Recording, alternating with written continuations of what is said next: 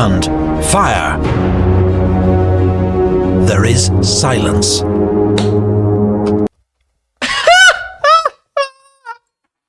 Wow, guys, Epic History TV posted a video. I gotta do it. And it's February a Napoleon video. 1850. A small flotilla slips quietly across the Mediterranean, west of Elba. Its most important passenger, a former emperor, now a fugitive, embarked on the greatest gamble of his astonishing career. I mean, Napoleon he was still Emperor of Elba. Bonaparte was the greatest general of his age. His armies had once dominated Europe. But just 11 months earlier, at the end of a 10-year conflict that left millions dead, he'd finally been comprehensively, disastrously defeated. The great powers of Europe had hoped to consign Napoleon to history, giving him the tiny island of Elba to rule. Now you can meet with a TurboTax, restoring France's Bourbon monarchy. But the Emperor of Elba soon became restless. Whispers reach him that France's new king is despised, and many wish for his return. That his enemies, Britain, Russia, Prussia, and Austria, have turned on each other and may have plans to move him to a more remote location. Napoleon will be no mere... Is that true? I didn't hear those rumors that they were planning on it, but I don't know. Was that true? I mean, if that is true, then yeah, I could see why he would go and, I mean, basically YOLO. All or nothing. To his own fate. His faith in his own destiny is undiminished. Napoleon will act and roll the dice of fortune once more. He will make a daring bid to reclaim his throne and restore France to glory, even if it means plunging all Europe into war once more. But Napoleon's quest may be over before it begins. Oh. A day after sailing from Elba, as the sun falls over the Mediterranean, Napoleon's vessel passes within shouting distance of Zephyr, a brig of the French King's navy. But for an unknown reason, there is no attempt to question or search the suspicious vessel. Perhaps Napoleon's star of destiny still shines after all. I know he had an ego boost after that, bro. I know he did. I have returned in spite of all obstacles and dangers. Did his troops actually faint? I heard that his troops literally fainted by seeing his return. Is that true, or is that just like propaganda? On the 1st of March 1815, Napoleon lands at Juan with 1,000 grenadiers of his Imperial Guard. He's just 15 miles from Nice, where his glorious first Italian campaign began 19 years earlier. 19 years! Napoleon has no illusions of the danger. He must... Napoleon's career. Sometimes I forget how long his career actually was, bro. Like, you hear all these like famous wars and stuff, right? And they're usually pretty short, actually. Like, I don't think I've ever heard of anyone who has had like such a long career like that. In like the modern sense, because I know all the people in the comments are gonna be like, what about Alexander, bro? What about Caesar, bro? I'm talking like in more like the modern sense, really and truly. Like back then, like stuff like that back then, yeah, that made sense. Like for that type of stuff to be like long, right? Like warfare back then was just naturally long. Campaigns was naturally long. But this is like early modern history, early modern time period right here. So, that's a lot different. That's why this is more shocking to me. In support and turn the tables on his enemies before they trap and arrest him, or worse. Therefore, he must travel fast before they can organize. Aix, on the main road, is a royalist stronghold, so Napoleon takes a more mountainous route to the east. Ah, yes. He and his entourage travel 190 miles in 6 days along narrow, winding tracks. There is snow and ice and sheer mountain cliffs. Napoleon, now 45 years old, has to travel on foot for much of the journey. Sometimes he stumbles and needs assistance. Ooh. The contrast to the youthful first consul Bonaparte of 1800 crossing these same mountains is stark.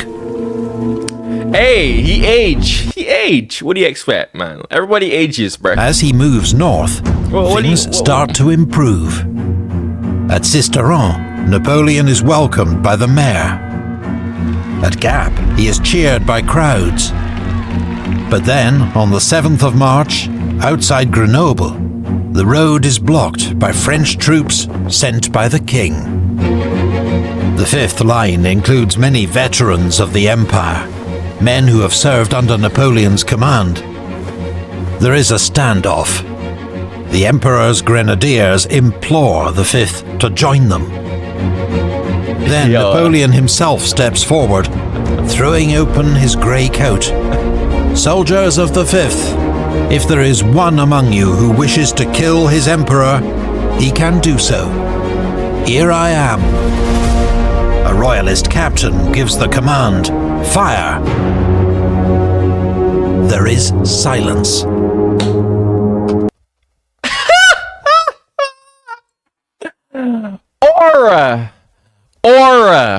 Aura. Oh my god. That is such aura. That is such aura, bro. I heard about this. I heard about this scene. But I didn't know the commander actually gave the order to fire. I just thought that no one just didn't do anything. That's crazy. He gave the order to fire and no one did nothing. Wow. That's then mad.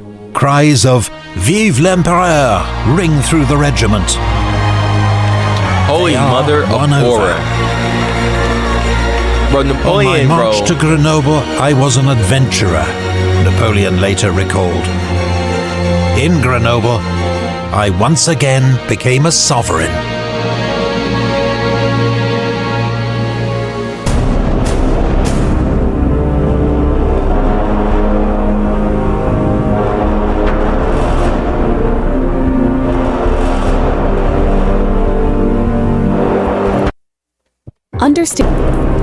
At the court of King Louis XVIII in Paris, there is disquiet, but no great sense of alarm. An outlaw adventurer and his small band of followers are surely no threat to the French state. The men who now draw up a plan to stop this escapade know the fugitive well.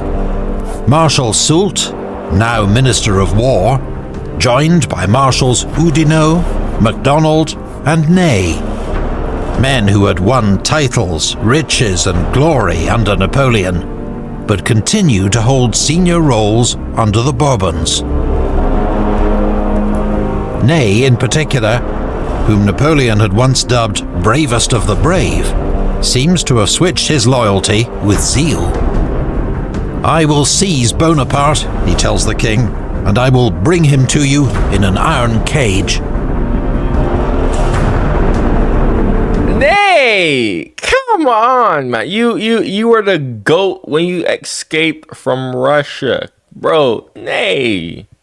Well, honestly, though, Ney was more like fighting for, not really like Napoleon per se, but he was just more like whatever was best for France. I'm pretty sure that was the type of marshal that he was, if I'm not mistaken. Unless I'm like confusing him for somebody else. Ney was just like, you know, France's best interest. I'm pretty sure.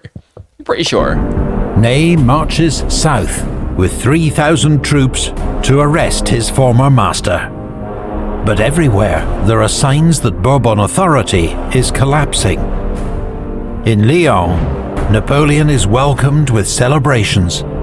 Whole regiments are defecting to him. Ney hears grumbling within his own ranks. He's haunted by the prospect of civil war. Oh. Napoleon writes directly to Ney. I shall receive you as I did on the morrow of the Battle of the Moskowa, he tells him. Ney is won over. The cause of the Bourbons is lost forever, he tells his troops.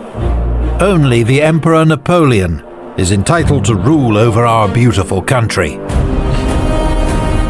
Napoleon Riz, bro. Amongst his men. Bro, you gotta study this Riz. As he orders them to turn around and march on Paris. Ney's defection is the final straw for King Louis. On the 20th of March, he flees the Tuileries Palace, heading for safety in the Netherlands. Bro, this makes no sense to me because, bro, when Napoleon was at his downfall, right, this man wanted to fight until the end, bro. And I even brought this up in my Napoleon series 2 years ago when I reacted to the end of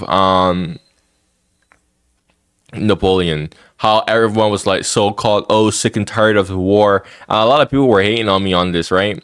But I still believe my point still stands, honestly. It's like, you're complaining about the war, right? Napoleon literally was gonna like freaking quite literally end Zieg.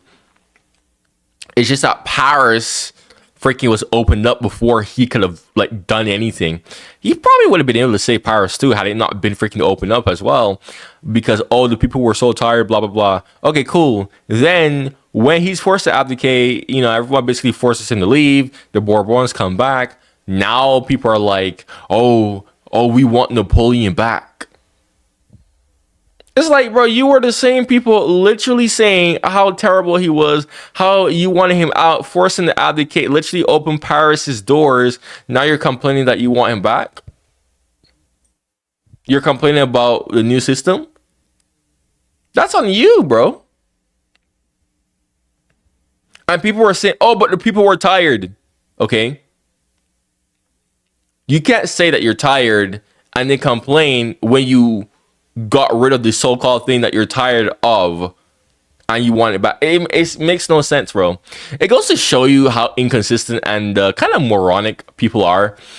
This is just a habit that I've just noticed within people. People just don't really know what they want at all.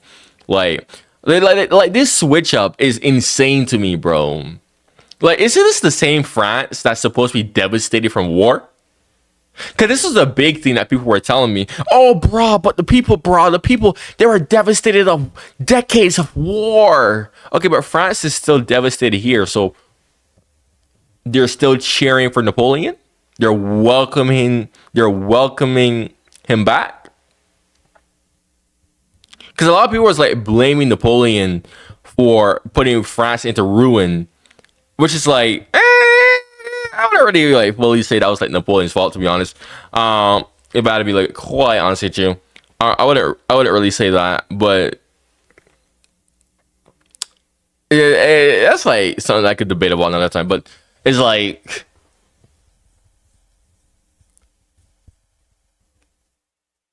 at the end, I remember this so clearly 2 years ago because this really made me mad. I was like, bro, why are they not fighting to the end? Bro, y'all wanted this. Y'all wanted somebody like Napoleon. Why are you not fighting till the end? I got so many dislikes on that video too, because of that statement that I made. Oh, but they were just tired, bro. Yeah, France is supposed to be exhausted here still.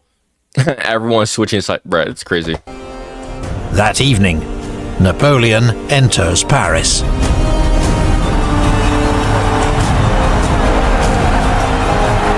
Bruh, this is At so... the Tuileries, he is acclaimed by former ministers, dignitaries and soldiers, many of whom are now out of work. Marshal Davout is there to welcome him. He had been ostracized by the Bourbons for his loyalty to Napoleon. The goat. Even Joseph Fouché, the wily Minister of Police for the last 16 years, is on hand to offer his services, which are quickly accepted. In these first weeks in Paris, Napoleon is a whirlwind of activity. He appoints new ministers, prefects, and mayors. He promises a new liberal constitution on the British model that will limit his powers. He lifts censorship and restarts public works. Wow! Whether such measures are long-term commitments or mere populism to win support will never be tested. Bonaparte loyalists across France burst into activity, but many others are more cautious, preferring to wait out events. Yeah. Because across Europe, there is the confident expectation that Napoleon's return can only mean war. Yup. Yup. Oh my gosh.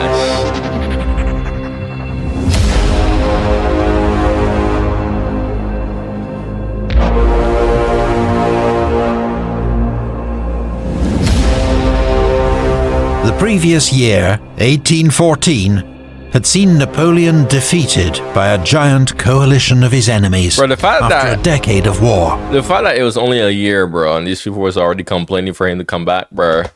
After their victory and Napoleon's exile to Elba, these powers met in one of history's first great international summits, the Congress of Vienna, to decide Europe's future. But without the threat of Napoleon to bind the coalition together, old rivalries and suspicions soon re-emerge. There are bitter disputes about territory and sovereignty. A break between them, even war, seems a distinct possibility. But when the Allied monarchs hear that Napoleon has landed in France, they do not hesitate. They put aside their differences to form a seventh coalition and declare war not on France, but on Napoleon, an enemy and disturber of the world. They plan to raise 4 massive armies. The Austrian Prince Schwarzenberg's army of the Upper Rhine, the Prussian Prince Blücher's army of the Lower Rhine, the British Duke of Wellington's multinational army of Flanders, and Barclay de Tolly's Russian Reserve Army. They will be supported by smaller contingents from Sweden, Denmark, Italy, Spain, and Portugal. Their total strength, on paper, nearly 1 million men. Oh my god. Napoleon has just 200,000 troops. Thousands of veterans have flocked to the colours, but the nation is exhausted. The return of conscription is dreaded, and Napoleon's war chest is a fraction of what is required. Parts of France are already in revolt. Royalist Bruh. These people don't know what they want. insurrections in the Midi Ain't no way, and man. Vendée force Napoleon to dispatch troops he cannot easily spare. Wow. Napoleon himself is still capable of prodigious bursts of energy and works 15 hours or more in a day. Wow. But years of exertion have taken their toll. Count Mobilization, his finance minister, observes, he found himself confined in a narrow space. His meditations became laboured and distressing. He withstood less well the strains that were within him. After several hours of work, a certain lassitude came over him that he had never known before. What is a lassitude? Napoleon knows he has one chance. It will take his enemies months to assemble and organize their armies. If he strikes first and wins a sudden victory, he will throw their plans into chaos and may even split the coalition. He begins planning a lightning offensive against the targets within closest reach, the coalition armies of Blücher and Wellington, just across the frontier in Belgium, part of the new United Kingdom of the Netherlands. The stage is set for war, but the first shots have already been fired.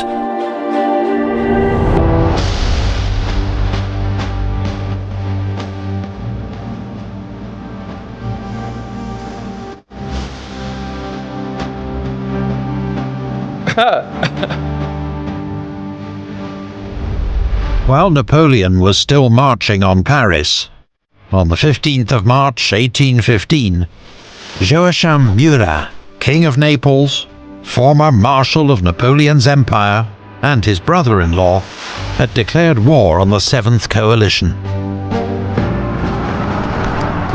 This man, boy, I remember you.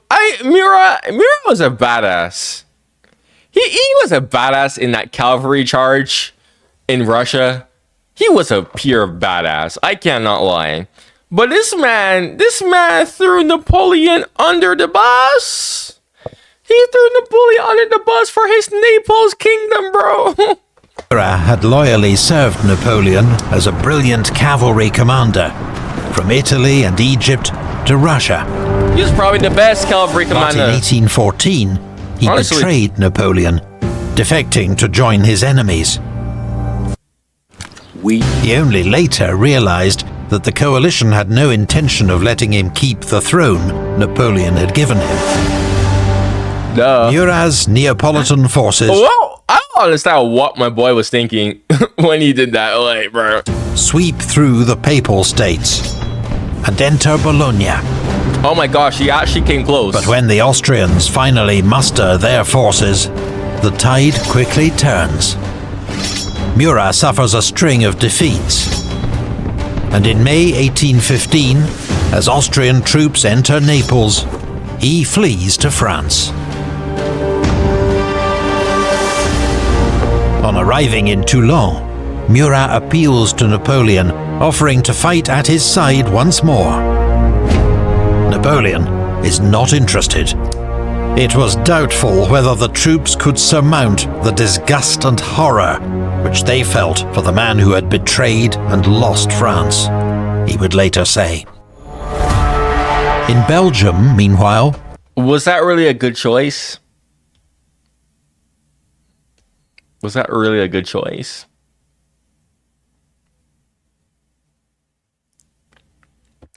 You got really good. I understand Napoleon's perspective though, but it's like think about pragmatism. He was good, bro. Like Murat was really good. Like I think he was probably the best cavalry commander. Like honestly, bro, like that man was built different. But like, come on, man, switching sides, bro. Like shit, man. That's the thing. Is like if you do something once, you'll probably do it again. So, the aggressive 72-year-old Field Marshal Blücher wants to strike into France immediately. But a mutiny among his 10,000 Saxon troops throws everything off. He must divert 14,000 reliable Prussians to watch them, a force that will be sorely missed in the weeks ahead. The 46-year-old Duke of Wellington is also in a tricky situation. He had achieved stunning success, leading a joint Anglo-Spanish-Portuguese army against the French in the Peninsular War. But his old army of veterans has been widely dispersed. Now he commands a mixed force of British, Dutch, Hanoverian, Brunswick, Nassau and Belgian units. A few are reliable, but most are untested. Some are even suspected of loyalty to France. Oh, wow. Wow. These troops are now spread thinly, watching the many possible routes into Belgium. But the coalition does have one strength on this front. Since their first correspondence, Wellington and Blücher have developed a sense of mutual respect and understanding. Each feels that the other can be counted on. It will prove crucial in the coming campaign.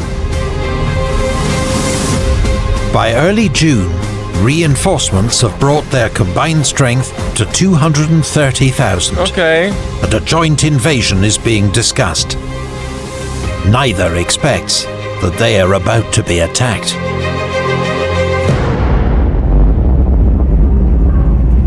We have forced marches before us, battles to fight and dangers to encounter.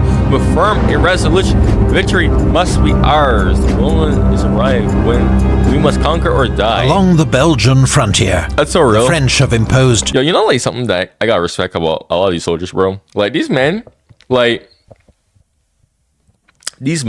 like, honestly, they were, like, ride or die. Like, shit, bro. Like, they were ride or die, bro. Like, I remember that, like, what was it? I forgot that one, battle. Was it in Russia? I think it was when he was, like, invading Russia. I forgot the battle. I don't know. But it's, like, one battle that I did in the reaction. And like, one of the cavalry officers, like, just straight up said, like, all right, let's go die. Let's go get our asses killed or some shit like that. And like, yo, that was tough, bro. Like that was tough. Yo, oh my god, bro. That's like these men, yeah. These men, I gotta respect that. Like, these men were for it. Strict secrecy. Civilians are not permitted to cross the border. French troop movements are hidden. Misinformation is spread. On the 12th of June, Napoleon makes a conspicuous public appearance in Paris, then quietly slips away and races off to join the army. The French Armée du Nord is 128,000 strong, divided into 5 corps, a cavalry reserve, and the Imperial Guard. Though it includes many veterans of Napoleon's campaigns, it's a far cry from the Grande Armée of 1805. Supplies are scarce, hard cash even more so. The cavalry and artillery arms have recovered somewhat from the desperate days of 1814, but officers have been assigned to unfamiliar units, and discipline is lacking even within the ranks of the Imperial Guard. Above all, Napoleon faces a crisis in leadership. Yikes. Of the 26 marshals he'd created under the Empire, 3 have been killed in action. 4 have switched allegiance or disavowed Napoleon. 4 stand by new oaths of loyalty to the Bourbons. 10 are either too old for field command or prefer to remain politically neutral. This leaves Davout, Grouchy, Ney, Soult, and Suchet. All excellent, battle-tested commanders. Damn. But too few for the struggle ahead. Yeah, bro. Noticeably absent is the man often described as the indispensable marshal, Berthier. Yeah, what's up? What is up As with him? Napoleon's chief of staff for 2 decades, Berthier had performed the vital role of overseeing the emperor's headquarters and turning his words and thoughts into orders. But in March 1815, he fled to the Netherlands with King Louis. Oh. Napoleon is astonished and outraged. I have been betrayed by Berthier, who was just a gosling transformed by me into some kind of eagle. Hey, bro, that's why you gotta be careful. Be careful, bro, because like, shit, like, be careful who you put yourself around, because like, yo, like, people will switch up on you, bro. People will switch up on you real quick, man. Like, people will switch up on you. You do a lot for people. People will switch up on you real fast, bro. Like, Then, on the eve of war, Berthier falls from a high window. An accident seems most likely, but foul play cannot be ruled out.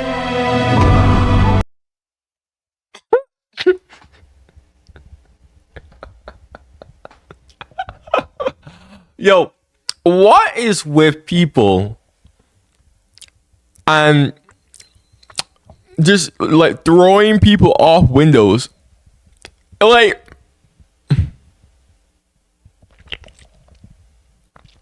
bro, like that's like the new like meta.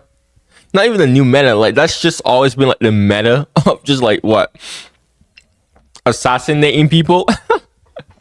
Why windows? Like,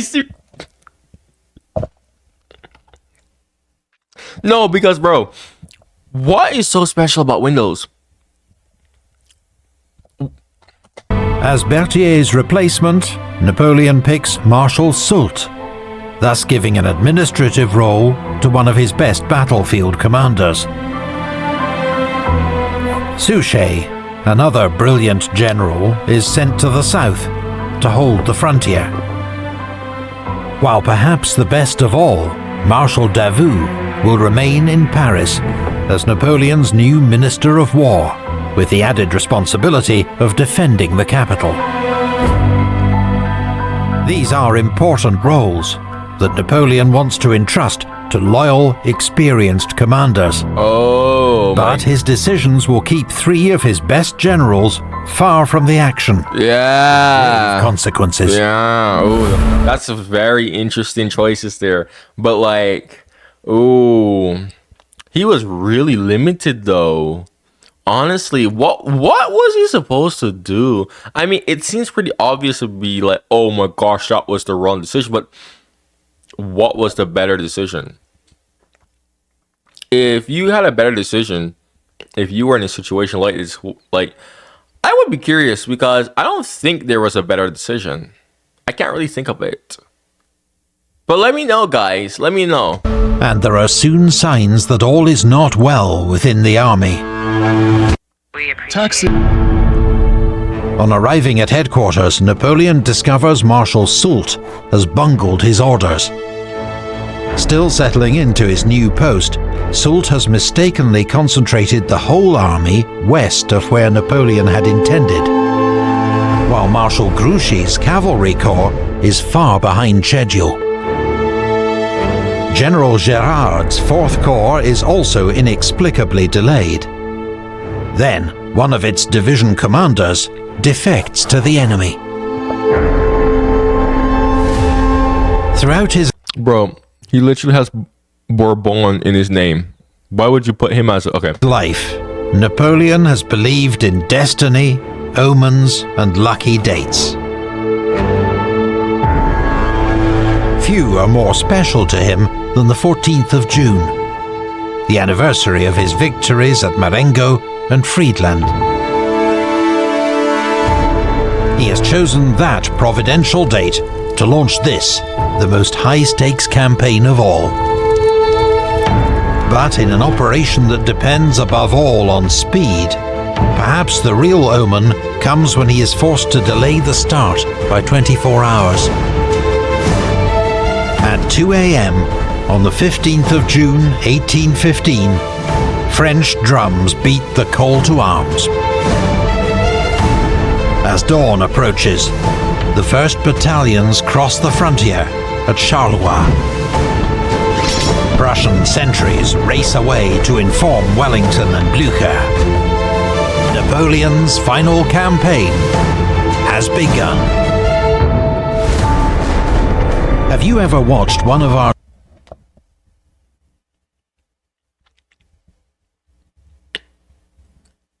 Wow.